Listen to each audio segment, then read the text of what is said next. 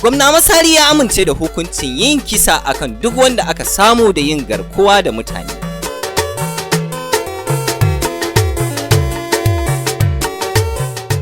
Gwamna Aminu Masari na jihar Katsina ya rattaba hannu kan dokar hukuncin kisa ga duk wanda aka samu da laifin garkuwa da mutane ko satar shanu a fadin jihar Katsina.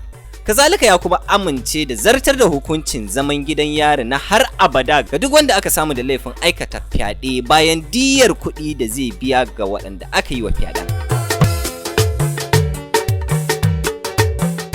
Wannan dokokin suna zuwa ne a lokacin da aka samu yawaitar hare-haren 'yan bindiga daɗi a garuruwa uku da suka hada da ɗan Musa, Faskari da kuma Batsari wanda ya yi sanadiyar mutuwar mutane sama da 26.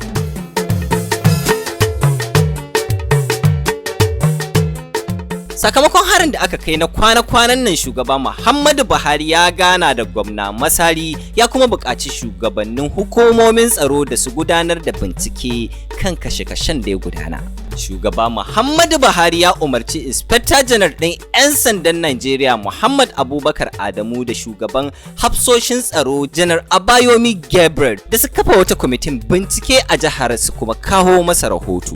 Shugaban ƙasan ya ce shugabannin hukumomin tsaro sun gano yadda aka shirya kai harin cikin wannan watan Ramadana mai albarka sannan su ɗauki matakin kare afkuwar haka a nan gaba.